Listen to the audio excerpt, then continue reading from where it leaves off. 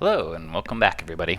I've decided to show you some of the new improvements that I made to my game since the last video I recorded, I suppose, just about a week ago. The first thing you'll notice is the game looks a lot different.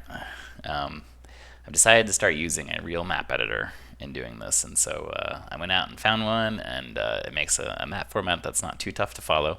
And it makes it very easy to place lots of little objects around that make everything look a lot cozier and a lot more realistic. So you can see that the map is still basically tile based, but I have all these little objects. I have a bed and a cup of tea next to things, and a little window, and all my bookshelves where I think I have all these books about casting spells. And I have a little alchemical pot out.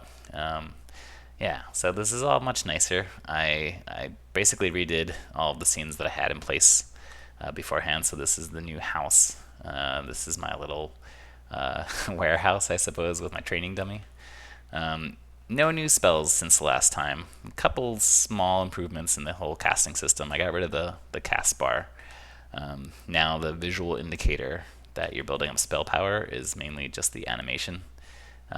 As you keep channeling up your magic energy, you'll see that there's more and more particles are spawning, and they get a little larger, and then things can still get huge as before, kind of. But there's also a stat system that's controlling all of this.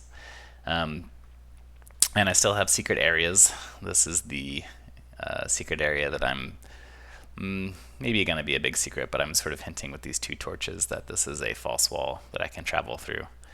And if I follow it, all of a sudden I found my secret basement that's infested by jellies.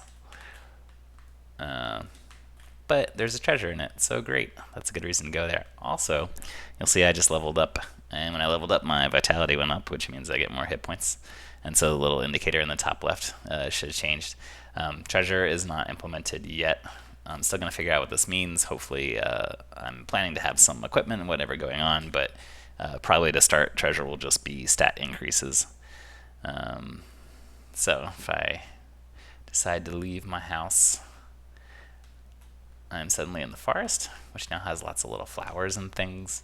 I took the easy route and kind of made a stronger version of the jelly, the red jelly, red slime. I don't really have names for these things yet. It just has more hit points than the rest. It travels a little faster. It's more likely to target me. Nothing crazy. It also is worth 5 experience instead of 3 like the others for all the extra work you have to do to kill it. See if I take damage there. My hit point bar in the top left starts going down. I have lots of hit points because I gained that level and got a vitality up, but still take enough hits, I'll die. Right now, the only way to regain life is to level up, so I'm going to go ahead and do that because I will need more life for the next scene that's about to happen if I leave this little forest. There we go. Oh, I got int, which is great. Intelligence means that I channel up my mana more quickly. So you may be able to tell it by the visual there. I'm sure if you're playing the game and you add a few stat points to int, you should be able to see over time that it really ratchets up how quickly it's happening. There's a sign here. The sign doesn't say anything yet. I assume I'll try to make it so that it says something if you're close enough to it, give you a little direction about where you're going. And then really just the third and final area that I've implemented here. And I haven't gone crazy with the level design because if I ever do get a real artist for this game, they're going to have to remake basically all the art, and then that plays a huge role in how the maps are laid out, really. So I don't want to go too crazy with the level design before I know what types of graphics I'll be using. So this is the third and final area. There's some red slimes off to the right there, but it's guarded by basically a mini boss. This is the Minotaur. And the Minotaur just kind of charges around, only waits 1/10 of a second anytime it encounters a wall before it comes back at you.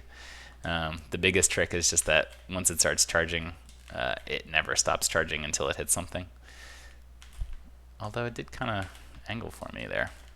So if you can find a wide open area, it's pretty easy to dodge it. There's one thing that would have made it easier to dodge, which is that right now I just have it so every level, there's 4 different stats here. Ooh, it almost got me there. If it does get me, you can see I have it doing 12 damage for now, which could be a significant amount out of your starting HP of 50, but now that I have 70 hit points because of my vitality increase, not such a big deal. There you go, I got more vitality. Okay, I have tons of vitality, but one of the things that I could have gotten would be a speed up, which is just makes dodging much easier in the game. Another treasure there, perhaps to be implemented, that might become the entrance to a ruined temple. Just because I could, I tried to make the trees around it look like they were dying, like something weird and mysterious and deadly is going on there. And then not much else off here to the side, just a little grave out of the way. This seems like a good spot to try to add another hidden secret or treasure or something to the game. So that's really about it right now.